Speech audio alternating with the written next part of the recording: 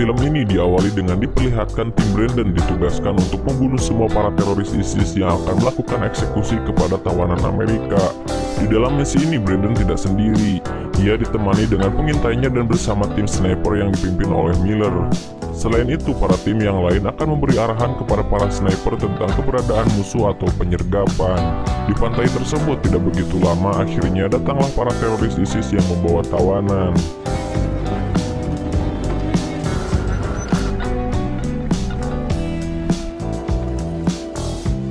Sementara di sisi lain, para sniper sudah bersiap-siap dan membidik para teroris. Kemudian Miller memberi arahan kepada mereka untuk menahan tembakan sebelum perintah diberikan. Tidak lama, para teroris itu membuat tawanan ke tepi pantai untuk segera dieksekusi. Sebelum dieksekusi, mereka merekamnya sebagai satu peringatan terhadap pemerintah Amerika. Walaupun tidak dijelaskan motif yang terjadi di sini, namun sepertinya mereka membalaskan dendam terhadap pemerintah Amerika yang telah membersihkan teror ISIS dari tatanan dunia. Mengetahui teroris itu akan segera dieksekusi, sang kolonel akhirnya memberi perintah untuk segera melepaskan tembakan. Miller menyuruh Brandon untuk menembak duluan. Namun apa yang terjadi? Di sana para teroris malah memilih anak kecil untuk mengeksekusi tawanan tersebut. Tentu saja itu menjadi hal yang sulit bagi Brandon. Atas rasa kemanusiaan, mungkin ia berpikir mana mungkin tega ia membunuh anak yang tak berdosa. Akhirnya ia pun ragu-ragu untuk menembaknya. Temannya yang lain memperingati Brandon agar segera menembak anak itu.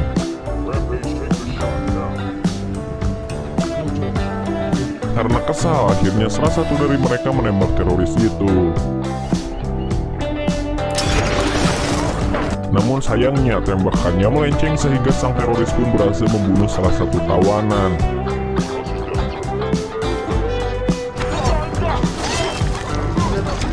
Dari sinilah kekacauan pun terjadi.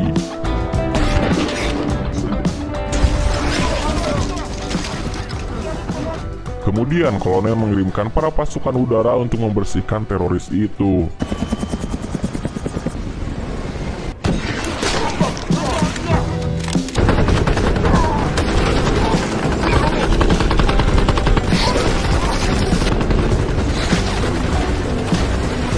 Walaupun mereka berhasil membunuh banyak teroris, tetap saja misi mereka dianggap gagal karena ada satu tawanan yang berhasil dibunuh oleh pasukan ISIS. Dari kegagalan misi tadi membuat Brandon dihina dan dibenci teman-temannya. Namun Miller tetap memberi kesempatan kepada Brandon untuk menjalankan misi lagi.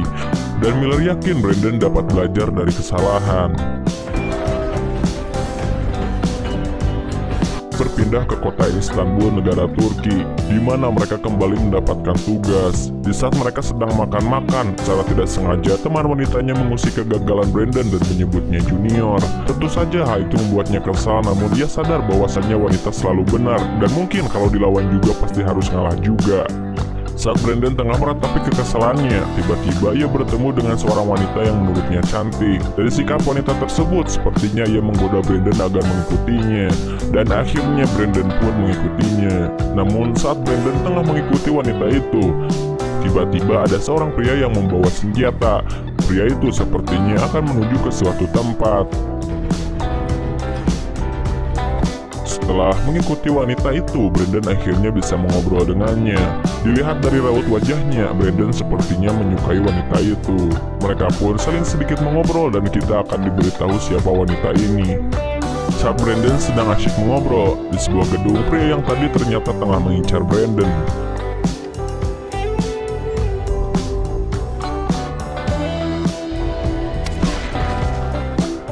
Namun untungnya Mayor Bidwell berhasil mengagalkannya. Bidwell yang mengetahui Brandon sedang diintai, lantas ia pun menelepon Brandon untuk segera menemuinya. Brandon yang tengah berusaha agar mendapatkan nomor WA wanita itu harus digagalkan karena Bidwell mengajak bertemu. Setelah bertemu, Bidwell memberitahu Brandon bahwa Brandon telah dibuntuti oleh penjahat Suriah, yang mana mereka mengincar kepala Brandon untuk harga yang mahal. Karena atas informasi tersebut, Bidwell datang ke sini untuk melindungi Brandon. Di sini juga Brandon sempat berkata bahwa pada operasi sebelumnya ia mengkacaukan misi tersebut. Namun Bidwell terus menyemangati Brandon untuk misi selanjutnya. Scene kemudian berpindah ke sebuah perahu. Di sana kolonel bertemu dengan Bidwell dan tim sniper. Mereka semua mendapat tugas baru untuk melindungi konstruksi jalur pipa gas. Tidak lama datanglah wanita tadi yang pernah diikuti Brandon. Ternyata wanita itu adalah Robin Slater. Robin sendiri adalah anggota Persatuan Pusat Militer di bagian operasi. Robin memperkenalkan Kolonel Sergei Babayev untuk menjadi perantara mereka dengan tentara Georgia yang bertugas menjaga saluran pipa gas, di mana saluran pipa gas itu dijaga oleh militer dan penegak hukum setempat. Namun baru-baru ini telah terjadi insiden di area konstruksi itu yang menyebabkan manajer dan insinyur di sana tewas oleh sniper musuh. Karena inilah mereka meminta bantuan tim kolonel untuk menjaga konstruksi tersebut dari para pemberontak. Kemudian kolonel melanjutkan pembicaraan tentang informasi yang ia dapat, bahwa intelijen telah melaporkan serangan ini. Ternyata serangan tersebut dipimpin oleh militan Afghanistan yang bernama Rosan Gazakov. Lalu Robin melanjutkan pembicaraan dengan tugas yang akan mereka jalankan, di mana 2 hari lagi akan ada kunjungan dari Kellyanne Grant, seorang pengusaha bidang migas, ke stasiun pompa Gaznab. Tujuannya untuk menemui kepala suku dan membicarakan masalah pembebasan lahan. Dan misi mereka adalah untuk menyingkirkan sniper musuh. Sedangkan tim Robin akan memberikan bantuan dengan pesawat drone, di mana ia akan mengintai dan meluncurkan rudal. Sedangkan kolonel akan memantau mereka dari markas operasi.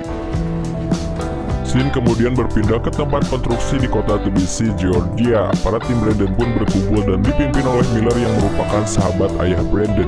Kemudian mereka pun melakukan rapat untuk misi tersebut. Robin menjelaskan terlebih dahulu tentang Kellyanne Grant, yang mana Grant akan memastikan bahwa pihak Eropa Barat tidak butuh gas Rusia dari pihak Ukraina.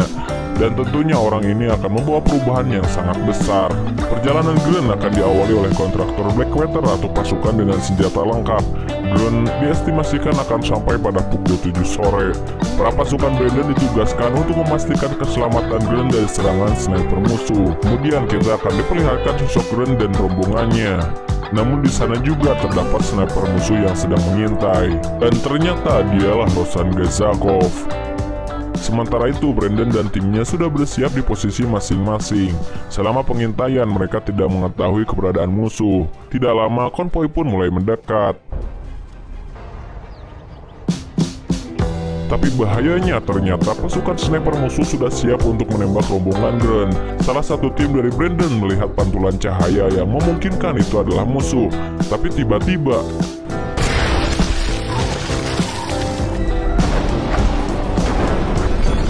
pasukan teroris berhasil menembak Grant. Selain itu, Rosan juga mengetahui keberadaan mereka sehingga salah satu tim Brandon harus terkena tembakan. Jelas saja mereka panik dan heran kenapa pihak musuh bisa mengetahui posisi mereka. Padahal sedari awal pihak Brandon tidak mengetahui keberadaan musuh. Dan dari sini kerusuhan terjadi lagi, di mana para musuh berhasil menerjang rombongan Grant. Sementara di markas operasi, Robin mengirimkan drone untuk mencari keberadaan musuh. Mereka menemukan sensor panas yang diduga itu adalah gerakan musuh. Sedangkan Gazakov kembali melumpuhkan tim Brandon.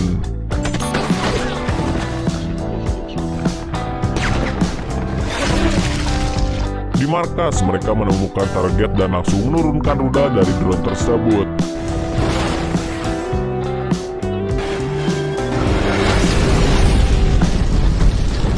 Lantas, Brandon dan timnya mencoba menyelamatkan temannya yang tertembak. Namun sayangnya, temannya sudah tidak bisa ditolong. Di sisi lain, Miller dan Robin bergegas ke posisi musuh, tujuannya untuk mencari keberadaan Gazakov. Tapi ternyata Gazakov berhasil lolos dari serangan rudal tadi. Miller menemukan satu peluru yang diduga milik Rosan. Dan rupanya Rosan menggunakan peluru anti-tank yang berukuran 14,5 mm.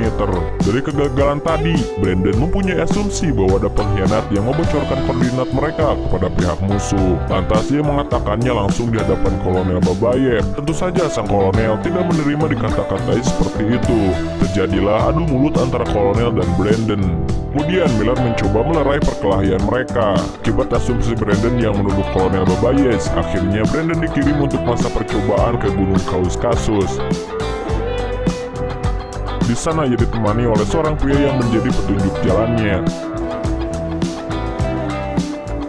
Singkat cerita, mereka pun sampai di sebuah pos militer di pegunungan Kaukasus. Kedatangan Brandon ternyata langsung diberi ospek oleh para penjaga di sana. yang mana mereka adalah para penjaga jalur pipa gas terbaik di sini. Setelah ospek itu, muncullah pemimpin mereka yang bernama Andre Maskov. Kemudian Andre menyambut Brandon dengan menyediakan hidangan. Setelah itu, mereka pun menjalankan misi patrol rutin untuk mencegah dari para pencuri ceknya, di mana para pencuri itu sering mengambil data satelit. Dan benar saja, terlihat beberapa pembadog yang sedang melakukan operasi.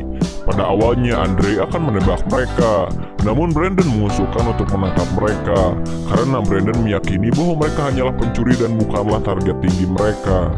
Lantas Andre mencoba Brandon untuk memperlihatkan bagaimana ia menangkap para pencuri itu. Ditemani bawahan Andre, Brandon mencoba mendekati para pencuri itu. Namun ternyata pencuri yang membawa senjata itu adalah seorang wanita. Wanita itu mengatakan kepada Brandon agar tidak menembaknya. Dan dari sini rasa kemanusiaan Brandon muncul kembali. Ia kembali ragu-ragu untuk menyerang wanita itu. Padahal sudah jelas wanita itu membawa senjata dan pasti akan membahayakan mereka. Karena tidak ingin ada resiko, akhirnya Andre menembak wanita itu. Dan dari sini terjadilah kekacauan lagi. Tim Andre pun akhirnya berhasil membersihkan mereka semua. Kemudian Brandon diberi kabar oleh Miller bahwa mereka tidak mendapatkan Gazakov di pegunungan Ridge. Ternyata dia hanyalah saudara iparnya Gazakov. Dan malam ini mereka akan melakukan misi lagi untuk menyisir jalur pipa. Brandon mengingatkan kepada Miller untuk hati-hati terhadap Kolonel Babayev.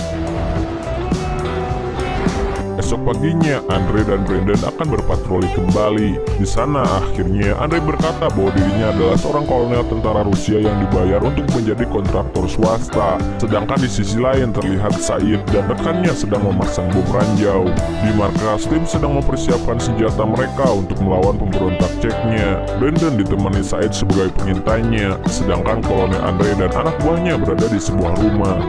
Saat sedang bersiap-siap, tiba-tiba salah satu sniper musuh berhasil menembak tim yang berada di menara. Bagusnya Brandon mengetahui lokasi musuh, dan dengan sigap Brandon berhasil menembaknya. Di rumah, Andre mencoba membidik dan melumpuhkan musuh. Namun tak diduga ternyata jumlah mereka terlalu banyak. Di sini Andre berusaha menahan dari serangan mereka.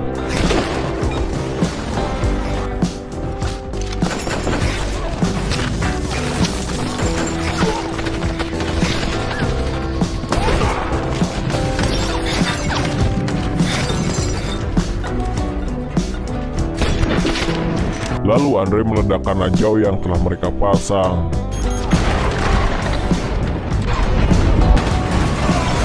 Tapi bahayanya pihak musuh mempunyai RPG dan menembakkannya ke arah rumah.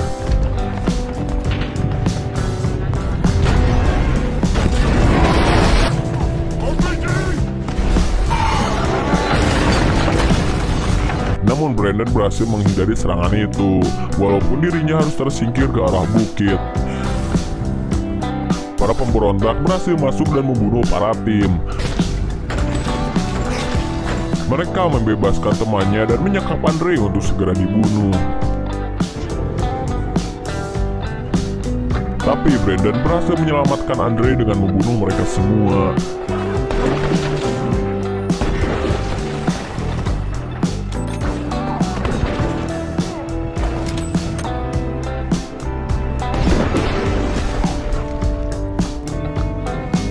Setelah itu Andre sangat berterima kasih kepada Brandon. Tidak lama datanglah drone yang melewati ke sana. Karena misi ini berhasil, Brandon ditarik kembali dari masa percobaannya. Brandon kembali ke markas Miller yang berada di Georgia. Ia akan dibantu oleh seorang kontak untuk bertemu langsung dengan Gazakov. Di sini Brandon hanya diberi waktu 36 jam untuk misi ini. Pria buta ini akan menuntun Brandon untuk menemui dan menantang Gazakov 1 lawan 1. Selain itu, Brandon juga ingin tahu siapa orang yang telah membocorkan koordinatnya. Lalu pria buta itu menyerahkan satu kotak yang berisi sisa tubuh saudara Gazakov yang tewas terkena serangan nuklir. Mereka berencana untuk menukarkan sisa tubuh itu dengan sedikit informasi dan mengajaknya bertarung. Singkat cerita, perjalanan pun dilakukan. Bukit dari bukit mereka lalui, ada sebuah drone yang mengapung di area mereka, tidak lain untuk mengawasi pergerakan Brandon. Sampai di sebuah bukit, pasukan pemberontak mengepung Brandon. Kotak ini meminta Brandon mengangkat tangannya dan memberikan kotak itu kepada mereka. Pemberontak itu berterima kasih karena mereka bisa melakukan pemakaman yang layak untuk saudaranya. Di pusat kontrol mereka mendeteksi bahwa banyak musuh di sini dan mengirakan ini adalah markas mereka, di mana tempat Gazakov bersembunyi. Brandon meminta mereka menyebutkan orang yang memberitahu mereka koordinat snipernya. Namun pasukan pemberontak mengatakan itu hanyalah sebuah hadiah dari Tuhan. Brandon melihat salah satu dari mereka yang menggunakan laptop dengan jaringan satelit. Gazakov langsung marah dan mengatakan bahwa dirinya tidak bohong. Lagi-lagi di sini Brandon tidak mempercayainya. Kolonel yang melihat serangan dari Gazakov langsung meluncurkan rudal dari drone-nya.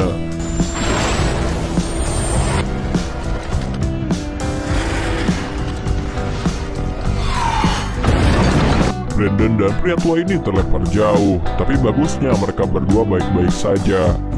Scene beralih ke gardu kota Gaznab. Mereka berdua kemudian melaporkan semuanya kepada Robin dan Babayev bahwa mereka mencurigai kemungkinan drone adalah penyebab Gazakov mengetahui koordinat tim sniper, yaitu dengan cara melakukan penyadapan tanpa sepengetahuan pemilik drone itu sendiri. Namun Robin menanggapi pendapat mereka sebagai sesuatu yang mustahil.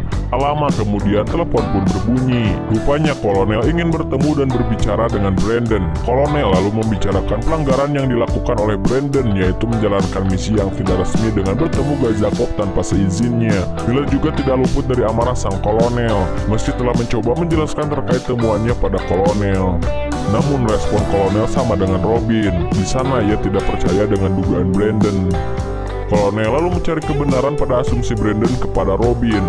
Namun Robin mengaku tidak ada upaya penyadapan dan semua data mereka sangat aman.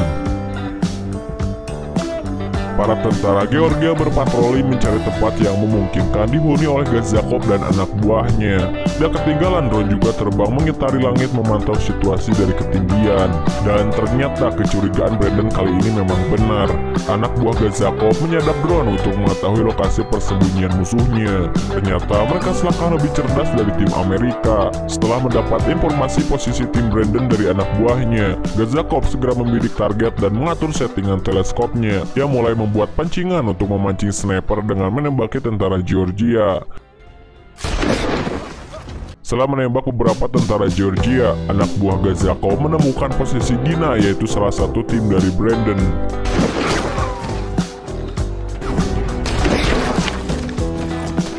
Di sana Gazakov berhasil melukai Dina.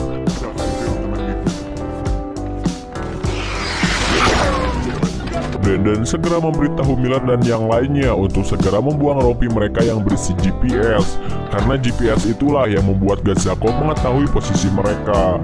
Mereka lalu segera meninggalkan lokasi dan mencari pertolongan darurat untuk Dina. Brandon kembali mengingatkan perihal drone dan GPS yang menyebabkan Gazakov dapat melacak persembunyian mereka. Namun Robin lagi-lagi tidak percaya dan menyuruh Brandon untuk berhenti menduga-duga soal drone. Kali ini Miller memihak kepada Brandon karena ia telah mengalami kejadiannya secara langsung. Kolonel lalu kembali menemui mereka dan meminta keterangan di lapangan. Miller menceritakan semua yang dialami timnya, di mana ia merasa dijebak dan Miller juga merasa bahwa dugaan Brandon ada benarnya. Mendengar laporan Miller, kolonel juga setuju dengan tindakan mereka dan mereka akan membalas juga dengan balasan yang lebih keras. Esok harinya mereka kembali mengadakan pertemuan dengan Killian Grun, membahas rencana melawan serangan yang akan dilancarkan Gazakov esok harinya. Lihat keterbatasan pasukan, Killian Grun mempertanyakan jumlah pasukan yang diterjunkan ke lokasi tersebut. Robin lalu menjawab dia akan menambahkan sejumlah drone untuk menutupi keterbatasan jumlah personil. Mendengar ucapan Robin, Miller mempertanyakan kembali rencananya. Dia mengingatkan kemungkinan terburuk yang ditimbulkan jika dugaan Brandon benar. Miller kembali menimba ucapan Robin yang sangat optimis, namun ternyata kolonel masih membela Robin. Kemudian mereka berangkat menuju kantor pusat Gaznab dan tempat yang diduga sebagai permulaan Gazakov melancarkan aksinya. Di pihak lain, Gazakov dan anak buahnya sedang berunding perihal serangan mereka. Ahli IT Gazakov telah mengetahui tim sniper telah meninggalkan Gaznab.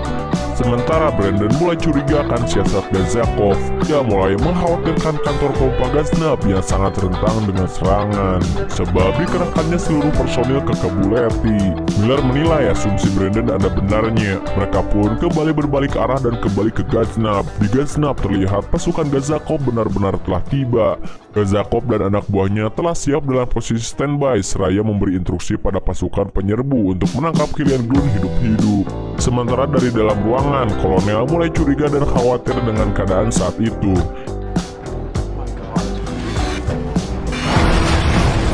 Setelah Robin terhempas, barulah ia percaya kalau Gazakov telah menyadap drone-nya. Ia lalu menelpon kantor pusat komando untuk membatalkan semua penerbangan drone yang direncanakan sebagai misi pengintaian.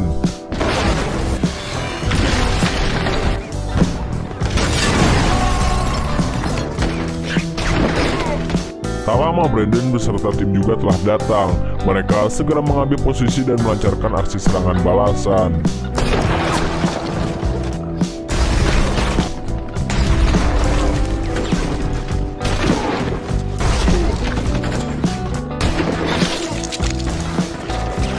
Setelah cukup lama memantau, Brandon berhasil menembak mati pengamat dan ahli IT Gazakov.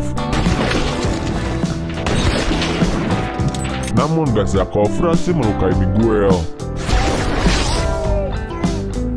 Brandon tetap berusaha fokus mencari posisi Gazakov. Setelah melihat kilauan pantulan cermin teleskop dari Gazakov, Brandon segera menarik pelatuk senapannya.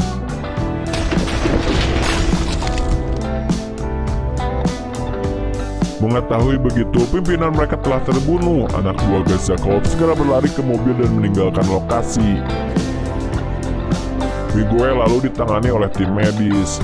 Sementara Miller lalu mengucapkan selamat perpisahan untuk Brandon. Ia kagum kepada Thomas Beckett sekaligus pada Brandon yang memiliki keberanian dan nyali. Di akhir film mereka berempat kembali berkumpul menikmati hidangan dan keindahan kota Istanbul. Kolonel lalu menghampiri dan memberitahu mereka mengenai tugas baru kolonel yang akan terjun langsung dalam operasi lapangan. Tujuannya untuk mengawasi mereka agar lebih baik. Dengan rasa malu, Robin mengakui kesalahannya dan membenarkan Brandon. Tapi Brandon memaklumi kesalahan Robin. Ia lalu mengajak Robin untuk minum-minum, dan Robin dengan senang hati bersedia menerima tawaran Brandon.